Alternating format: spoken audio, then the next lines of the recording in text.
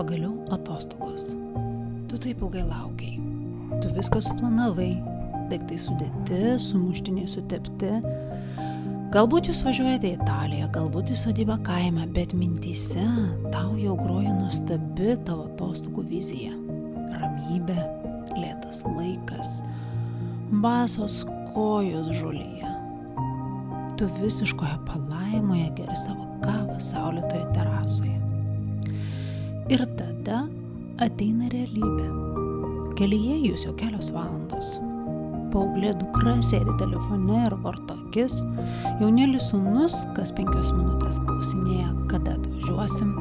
Tavo vyras vairuoja įsitempęs, nes jau 2 kartus pasuko ne ten. O kelionės tiksle tavęs laukia teta ir mama su savo komentarais apie tai, kaip netinkamai tu augini vaikus, ką valgai ir kaip gyveni.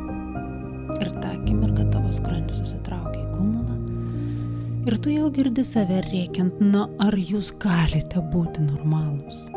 Darykite taip, nedarykite anaip. Ašgi tau sakiau, kad tu turi taip ar anaip elgtis. Tu manęs vėl neklausai. O galvoje tiesiog spengia vienintelė mintis. Aš tik noriu pasimėgauti šiomis atostogomis. Kodėl jūs man gadinate jas? Tu susinervinai. Ir atrodo, tau reikia tik vieno dalyko, kad tu jaustumėsi geriau, tai yra, kad jie būtų kitokie. Tau reikia, kad jie elgtųsi kitaip. Va tada aš tikrai jausčiausi geriau, ar ne? Tu nori nesinervinti, tu nori, kad būtų ramybė, tu nori poilsio, tu nori tikrų atostogų. O dabar tu nervinėsi, tu suirzusi.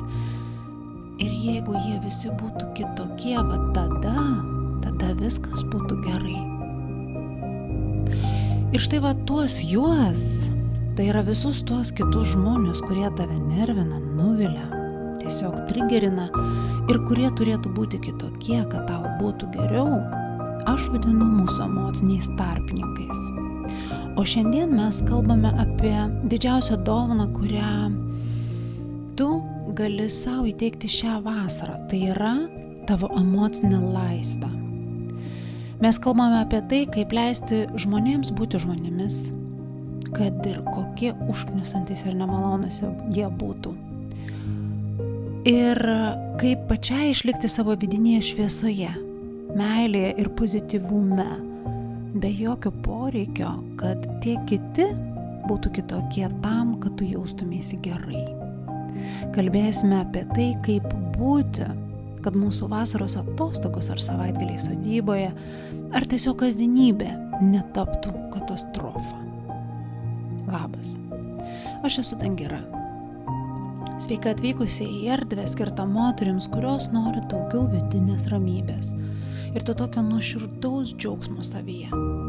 Į erdvę, kur aš kas 2 savaitę dalinuosi tikromis istorijomis, praktiškais įrankiais ir laiko patikrinta išmintimi, kuri padės tau sugrįžti į save, padės tau kurti kokybišką kasdienybę ir svarbiausia, padės pagaliau pradėti mėgautis ją.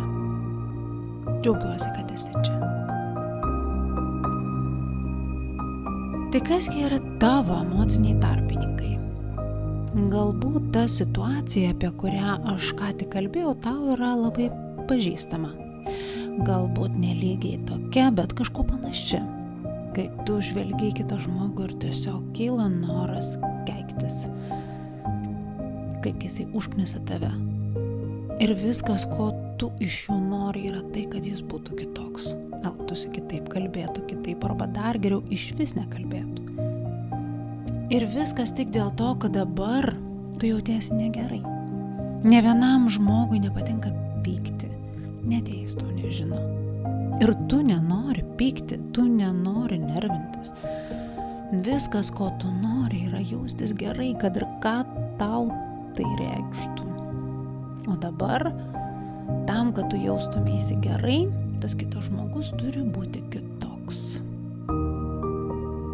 Galbūt garsiai tu to visai nepasakai, bet viduje tau kyla tas jausmas, ta mintis. Jeigu mano vaikai elgtųsi geriau, aš jausčiausi mažiau įsitempusi. Niekaip negaliu pailsėti šiame triukšme. Jeigu mano vadovas mane labiau gerbtų, jausčiausi saugesnė. Labai norėčiau, kad mane vertintų. Jeigu mano mama nustotų kištis į mano reikalus, man būtų ramiau. Jausčiausi tokia laisva gyventi, kaip man patinka. Jeigu mano sesuo nustotų susitikinėti su tuo liurbiu, aš būčiau tikrai laimingesnė. Norėčiau daugiau laiko praleisti su jie, bet kai ji yra su tuo liurbiu, užknisa jis. Jeigu mano vyras pats sugalvotų išnešti šiukšles, man net neprašant, aš jausčiausi mylima. Man tik tiek daug tai reikia, o dabar viskuo turiu pasirūpinti viena. Šitas stuobrys vairuoja kaip kvailys. Taip susinervinu, kad visa diena bus niekam tikusi. Kas mumise vyksta tą akimirką, kai mes šitaip reaguojame į kitus? Na va tada mes savo vaikus, vyrus, mamas ar dar ką nors paverčiame savo emociniais tarpininkais. Mes sakome, aš negaliu jaustis rami. Man yra chaosas, aš noriu nusiraminti ir man reikia, kad tu suveiktum kaip filtras. Tu pasikeisk, tu nusišypsok, tu nustok verkti. Ir tada per tavo pasikeitusi elgesį aš galėsiu jaustis rami. Mes bandome sukontroliuoti aplinką, sukontroliuoti kitus žmonės aplinkui mus taip, kad jie nurimtų, kad viskas būtų taip, kaip mums reikia tam, kad mes jaustumės gerai. Bet ta svajonė, kad su tokia savo reakcija mes galime sukontroliuoti savo aplinką, yra tik iliuzija ir saviapgaulė. Ir taip pat tai yra visiška emocinė priklausomybė nuo kitų. Nes tai reiškia, kad tavo vidinė ramybė, tavo džiaugsmas ir štai tavo vasaros kokybė priklauso nuo to, ar tavo 3-metis vaikas nesiožiuos. Priklauso nuo to, ar tavo paaugliui dukrai nešokinės hormonai. Ir priklauso nuo to, ar tavo giminaičiai staiga stebuklingai pasieks sąmoningumo viršūnę. Jeigu tu šitaip žaidi gyvenimą, tu pralaimi tą žaidimą jam dar net neprasidėjus. Nes vaikai yra vaikai, jie ožiuojasi, jie išdykauja, jie triukšmauja. Paaugliai yra paaugliai. Dabar yra tas laikas, kai jiems viskas neįtinka. Giminaičiai visada turi ką pasakyti apie tai, kaip tu viską gali padaryti geriau. Ir net tas stuobrys, kuris tavęs vos nepartrenkė gatvėje, liks toks pats stuobrys, nesvarbu, kiek labai tu putosiesi apie tai, kaip netinkamai jisai elgiasi.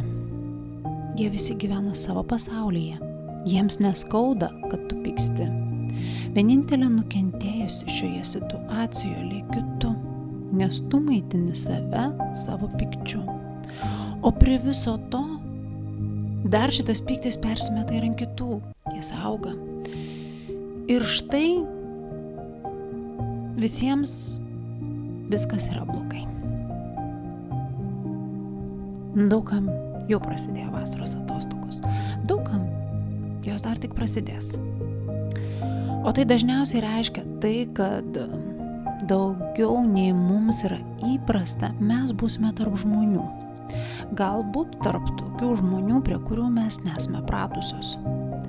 Prie tokių žmonių, kurie mus gali suerzinti, išmušti iš pusiausvyros. Todėl noriu, kad šitas įrašas suteiktų tau progą stabtelėti. Stabtelėti ir pasirūpinti savimi taip, kad nepaisant visko, tu galėtum išlikti savo ašyje. Ir galėtum mėgauti savo atostogomis. Ir taip pat galėtum mėgauti savo kasdienybę su kitais žmonėmis. O be to, susierzinimas yra puiki galimybė atsigręžti į save ir išgydyti kažką tai savyje. Nes tavo reakcijos į kitus, jos nėra apie tai, kaip elgiasi kiti. tos reakcijos, jos yra apie tave, apie tai, kas tavyje prašo tavo dėmesio. Taigi ta akimirka, kai pagauni save mąstant, kad vaikai turėtų nustoti peštis arba ožiuotis, nes kitaip tu tuoj susprogsi iš pykčio. Ir kai jau kyla noras pakelti balsą prieš juos, pastebėk. Prašau pastebėk, kad vaikas savo ožiuose ar savo peštynėse, jis jau verda savo emocijose. Gal jis jaučiasi nusivylęs, nepamatytas, neįvertintas, o gal tiesiog nuliūdęs. Ir jis nori dėmesio ir meilės. Ir todėl jis elgiasi taip, kaip elgiasi. Nepamiršk, prašau, kad vaikas yra dar tik vaikas. Jis dar neturi gebėjimo pasirūpinti savo emocijom. Tuo labiau jis neturi gebėjimo pasirūpinti tavo emocijom, tavo pykčiu, tavo liūdesiu. Ir mažų mažiausia, tai yra nesąžininga savo emocijų reguliavimą permesti ant vaikų, pradedant rėkti ant jų, kad jie būtų ramūs, linksmi, visokie kitokie tau patogus. Nes tavo emocijos yra tavo atsakomybė, ne tavo vaikų, ne tavo vyro ir ne tavo mamos ir ne tavo uošvinės. O kai tu lauki, kad jie pasikeis, kad tu galėtum jaustis gerai, tu tiesiog atiduodi jiems savo galią. Ant auksinės lėkštutės tu jiems pateiki save ir sakai, jūs esate mano emocinis narkotikas. Aš esu priklausoma nuo jūsų. Jūs būkite kitokie ir aš būsiu laiminga. Ir va taip tu tampi savo aplinkos įkaitą. O kas būtų, jeigu tu visą savo emocinį gyvenimą susigrąžintum savo ir nebepermestum atsakomybės už savo emocijas kitiems? Kas jeigu tavo emocinė būsena nepriklausytų nuo to, kaip elgiasi kiti? Kas jeigu tu galėtum jaustis gerai ir leistum žmonėms tiesiog būti žmonėmis? Nes taip yra, žmonės yra, kas jie yra. Jie elgiasi, kaip jie elgiasi. Ir jie neprivalo būti kitokie tam, kad tu galėtum jaustis gerai. Žmonės yra žmonės. Ir lygiai taip, kaip ir tu, jie gyvena su savo problemom. Jie pavargsta, jie pyksta, jie nerimauja, jie būna jautrus, jie būna irzlus. Kartais jie būna neteisūs, o kartais jie būna tiesiog nemalonūs. Nes jie tokie yra.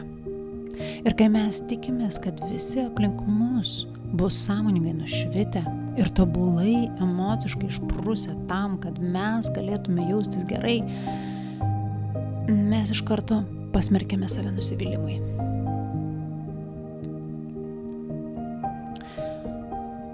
Ir vienas nuostabiausių atradimų mano pačios gyvenime man buvo suvokimas, kad aš pati galiu nuspręsti, kaip aš noriu jaustis. Ir kad galiu valdyti savo protą ir savo mintis nepriklausomai nuo to, kas vyksta aplinkui mane. Kad aš galiu jaustis taip, kaip aš noriu. Net jeigu kiti aplink mane yra kažko nepatenkinti, suirzę, negatyvus, o gal tiesiog liūdni. Tai pakeitė visus mano santykius su kitais ir taip pat pakeitė mano pačios santykius su savimi. Ir žinai, dabar aš matau, kaip dažnai iš savo vyro aš reikalaudavau, kad jis suprastų, ko man reikia visai be žodžių. Kaip dažnai aš reikalaudavau iš jo, kad jis reaguotų į situacijas taip, kaip reaguočiau aš, kad jis norėtų to, ko noriu aš, kad jam patiktų tai, kas patinka man. Maniau, kad jeigu jis labiau pasikeistų, aš pagaliau jausčiausi saugi ir laiminga. Ir aš matau dabar, kaip aš norėdavau, kad mano sesuo mąstytų taip, kaip mąstau aš. Nes jeigu ji mane tikrai supras, tada aš tikrai jausčiausi geriau. Mes taip labai norime, kad visi mūsų suprastų, bet Netaip dažnai stengiamės iš tikrųjų suprasti kitus, ar ne? O štai dabar aš matau, kad tokia nuostata iš mano pusės yra kvaila ir nesąžininga manipuliacija. Ir aš matau, kad visi žmonės turi teisę būti unikalūs. Net jei man tai nepatinka, net jei aš jų nesuprantu. Ir taip pat aš matau, kad visi žmonės turi teisę pasaulį matyti savaip, per savo patirties prizmę, lygiai taip pat, kaip aš turiu teisę jį matyti savaip. Kas aš tokia esu, kad nurodinėčiau kitiems, kaip jie turi elgtis ir kaip galvoti?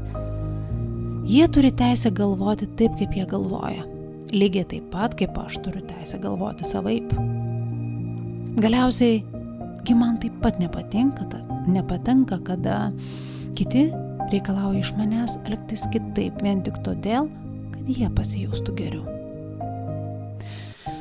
Mes dažnai galvojame, kad aš susierzinau dėl jo elgesio, dėl jos komentaro, dėl to, ką jie padarė, bet dažnai tiesa būna kitokia. Mes susierziname todėl, kad realybė netitinka mūsų lūkesčių. Matai, mes turėjome scenarijų, mes turėjome planą, mes įsivaizdavome, kaip viskas turi būti. O štai gyvenimas pasirodo yra kitoks. Žmonės pasirodo yra kitokie. Žmonės pasirodo yra su kitokiais savo planais. Ir tada mumyse prasideda kova, vidinė kova. Ir ta kova yra visai ne su kitais žmonėmis, nors mes ir kovojame su jais. Ta kova yra su realybė, nes viskas yra ne taip, kaip tu įsivaizdavai, ne taip, kaip tu norėjai, kad būtų. Ir tas suvokimas yra žiauriai išlaisvinantis dalykas. Nes tada tau nebelieka poreikio kontroliuoti kitus. O bandymas sukontroliuoti kitus, jų nuotaikas, jų reakcijas, žinai, tada mes ne tik atiduodame savo galią kitiems, bet taip pat šita kontrolė mums kainuoja žiauriai daug energijos. Todėl dažnai mes galvojame, kad mes pavargsame nuo žmonių, nuo buvimo tarp tų žmonių, kurie mus taip labai vargina, bet dažniausiai mes pavargstame nuo žmonių, ne nuo žmonių, o nuo to, ką šalia žmonių mes, kad šalia tų žmonių mes būdame įsitempusios ir esame pastoviame tokiame stebėjime, kas ką pasakė, kas kaip pažiūrėjo, kas ką pagalvojo, kas ką jaučia, ką reikėtų sutvarkyti, ką reikėtų pagerinti. Tai yra milžiniškas darbas. Ir tavo nervinė sistema yra pastoviam kovos arba gynybos režime. Todėl kartais tikrasis poilsis prasideda ne tada, kai tu išvažiuoji atostogų, o tada, kai bent trumpam nustoji būti atsakinga už visų kitų vidinius pasaulius ir pasirūpini savo pačios vidiniu pasauliu. Tada, kai sakai, aš leidžiu tau būti tavimi ir aš leidžiu sau būti savimi. Man atrodo, kad būtent čia gimsta tikroji vidinė laisvė, kai mums nebereikia, kad žmonės keistųsi tam, kad jaustumėmės geriau. Nes tu gali jaustis gerai nepriklausomai nuo to, kaip elgiasi kiti. Žinoma, tai visai nereiškia, kad tu leidi visiems lipti tau per galvą ar ant galvos. Ir yra labai svarbu, kad tu išgirstum tai. Leisti žmonėms būti žmonėmis toli gražu, tai nereiškia, kad tu leidi žmonėms ateiti į tavo namus, viską sugriauti ir išeiti. Ir tai nereiškia, kad tu toleruoji elgesį, kuris tave žeidžia, o ne, tikrai ne. Bet tu nubrėži ribas ir laikytis jų yra tavo atsakomybė prieš save. Tegu žmonės elgiasi, kaip jie elgiasi. Klausimas yra, kaip tu, ką tu renkiesi toleruoti. Išlaikyti savo vidinį balansą ir leisti kitiems būti, kas jie yra, nereiškia tylėti sukandus dantis ir apsimesti šventąją, kai viduje viskas tiesiog dega. Priešingai. Tikrasis emocinis stuburas susideda iš dviejų dalykų – vidinės ramybės ir aiškių ribų. Tu gali leisti savo uošviniai turėti savo nuomonę apie tavo gyvenimą, bet taip pat su pagarba sau tu gali brėžti ribą. Tu nesiginčiji, tu nebandai jos pakeisti, bet tu ramiai ir tvirtai pasakai: aš girdžiu tavo nuomonę, ačiū, kad daliniesi, bet šią temą mes nebediskutuosime. Arba tu pasakai: kai su manimi yra šitaip kalbama, aš jaučiuosi puolama ir manau, kad tai yra nesąžininga, todėl dabar aš išeinu pasivaikščioti. Tai reiškia, kad tu gali turėti ribas tam, ką tu įsileidai į savo gyvenimą. Tu nepermeti kitam žmogui atsakomybės už tai, kaip tu jautiesi, ir su visa pagarba sau tu pasakai: klausyk, aš myliu tave, bet mano pasaulyje toks elgesys yra nepriimtinas. Jeigu tu nori taip elgtis, viskas yra gerai. Tu turi teisę elgtis kaip tu nori, tačiau ne mano erdvėje. Ar tu matai skirtumą? Tu nesutrypi savigarbos pakeliant balsą, ar pasakydama kažką, ar pasielgdama taip, dėl ko paskui gailėsiesi. Ir taip pat tu neišduodi savęs ir nepasitrauki iš tave žeidžiančios situacijos tam, kad bejėgiškai ir tyliai išsiverktum kamputyje. Tu prisiimi atsakomybę už save. Tam žmogui, kuris žeidžia tave, tu aiškiai pareiški: tavo komentarai yra tavo reikalas, o mano ramybė yra mano reikalas. Todėl dabar aš pasitraukiu iš šio pokalbio. Žinai, yra didžiulis skirtumas tarp tokio pasakymo: tu privalai pasikeisti, kad aš jausčiausi gerai. Ir tarp: tu gali būti toks, koks esi, o aš nuspręsiu, ką su tuo daryti. Ar jauti skirtumą? Pirmajame sakinyje aš neturiu galios, antrajame aš turiu.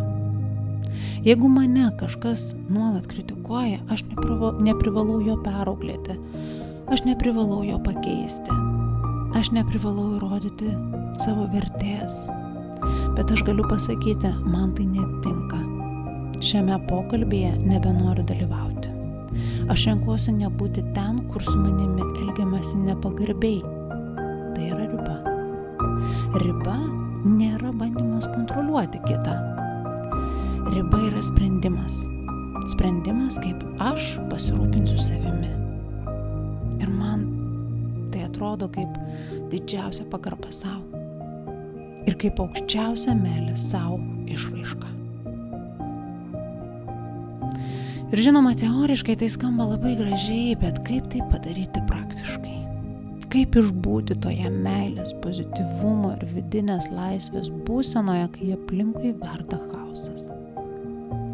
Aš tikiu, kad yra labai svarbu prisiminti, kad mūsų vidinė ašis, mūsų vidinės laisvės ir emocinio balanso pamatas yra raumuo.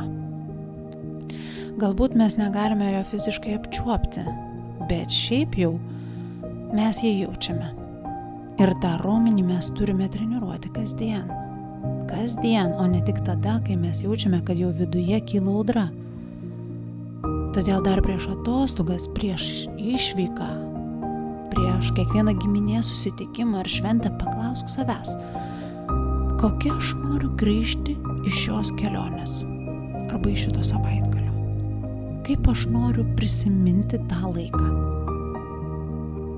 Jeigu tavo atsakymas yra, kad aš noriu grįžti švytinti, pailsėjusi, pilna meilės, priimk sprendimą, kad taip ir bus.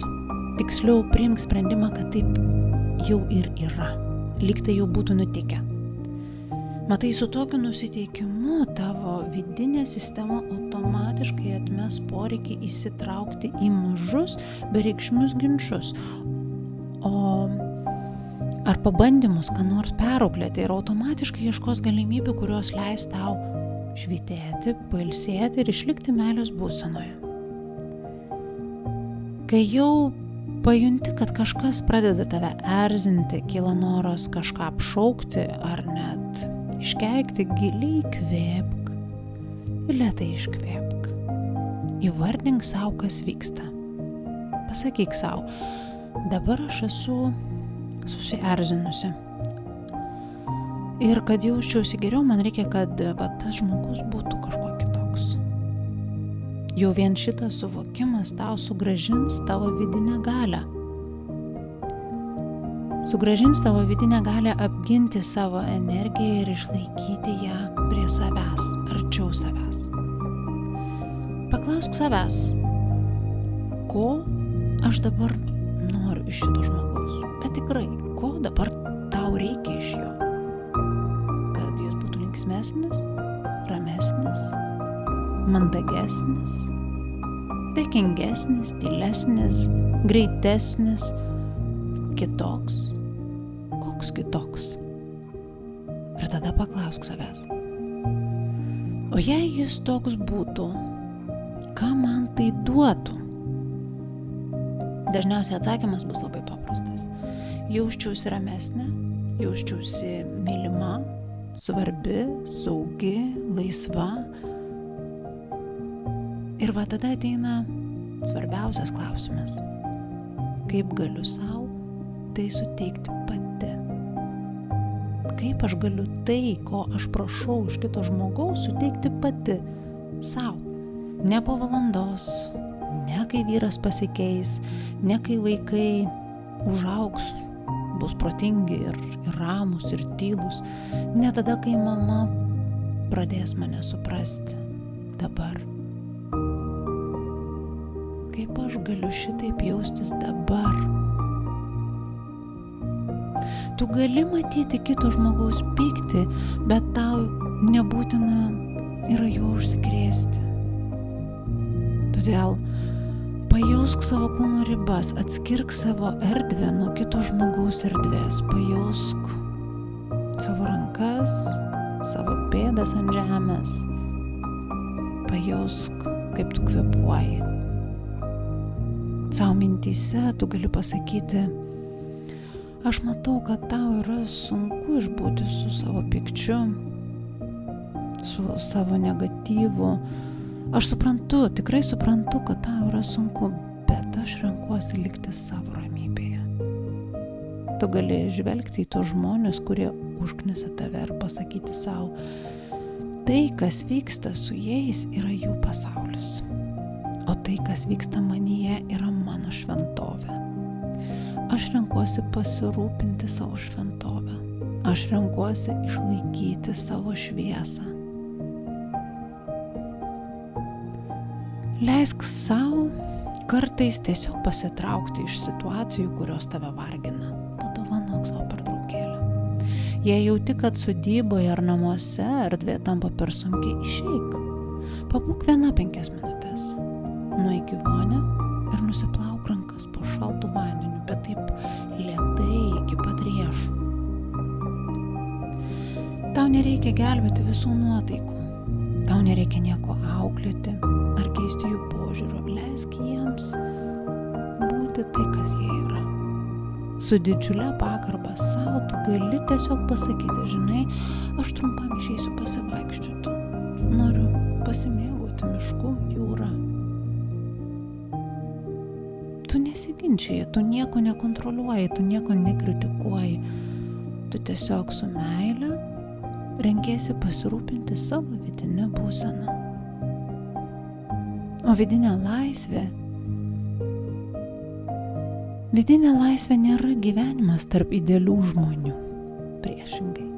Vidinė laisvė yra gebėjimas išlikti savime tarp labai netobulų žmonių. Tai nereiškia, kad niekas niekada tavęs nesuerzins, bet tai yra gebėjimas neleisti, kad tas suerzinimas valdytų tave.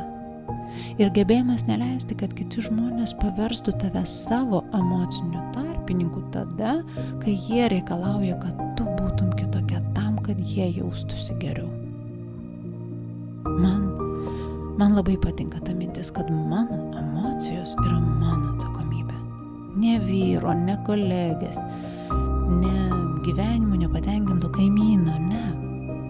Mano emocijos yra mano atsakomybė. Ir kuo dažniau tai prisimenu, tuo daugiau ramybės manyje atsiranda. Nes nebereikia visą laiką taisyti pasaulio. Nebereikia taisyti žmonių, nebereikia auklėti, nebereikia niekam nieko paaiškinti, niekam nieko įrodinėti, nebereikia kontroliuoti. Galiu tiesiog būti. Ir žinai ką? Tai labai matosi, kai moteris yra savo centre ar savo ašyje. Yra labai akivaizdu, kai ji pati renkasi savo vidinę būseną ir prisijima atsakomybę už ją. Aplinkiniams tampa lengviau kvėpuoti, nes jie jaučia. Aš neprivalau būti kažkas kitas, kad ji būtų laiminga.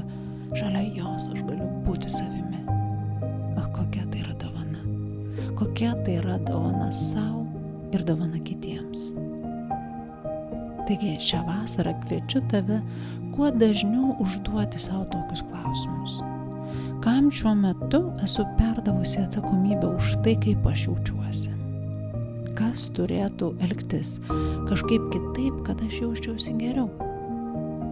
Kaip būtų, jei aš nustočiau kaltinti kitus dėl to, kaip aš jaučiuosi ir prisijimčiau atsakomybę už savo jausmus? Miela mano, ši vasara ir šios atostogos bus tokios, kokios jos bus. Ir esu tikra, kad jos bus kupinos gyvų tikrų akimirkų. Žmonės aplinkui tave bus tokie, kokie bus. Kartais džiugus, kartais pavargę, kartais triukšmingi ir įkyrūs. Bus saulėtų dienų, bus lietaus, bus juoko ir bus vaikų rėkimo automobilio gale. Bet tu jau žinai, kad tavo džiaugsmas nebėra priklausomas nuo to, kad viskas aplinkui tave būtų idealu. Galbūt tai ir yra viena gražiausių brandos formų. Kai nustojama reikalauti, kad pasaulis prisitaikytų prie mūsų.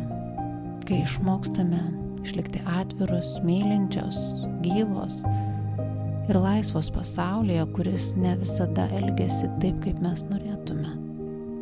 Kai leidžiame žmonėms būti žmonėmis ir leidžiame savo būti savimi. Ir žinai, tada atsiranda kažkas labai gražaus, tokio tyro. Atsiranda ramybė, lengvumas, laisvė. Ir atsiranda tas jausmas, kad gyvenimas nėra kova. Kad jis gali būti lengvas ir gražus. Linkiu tau būtent tokios vasaros. Tokios, kurioje yra mažiau noro keisti kitus ir daugiau ryšio su savimi. Nes kai tavo emocijos tampa tavo atsakomybė, žinai, pasaulis nepasidaro tobulesnis, bet tu tampi daug laisvesnė. Ir kartais būtent to visiškai pakanka. Ačiū tau, kad šiandien buvai kartu. Pasidalink komentaruose, kaip tu žadi šią vasarą stiprinti savo ramybės raumenį. Kada dažniausiai tu pagauni save, kad tu įdarbini kitus, kad jie pasirūpintų tavo emocijom ir tavo gerą savijautą. Man bus be galo gera paskaityti tavo mintis. Apkabinu tave. Ir iki kito karto. Su meile, Dangira.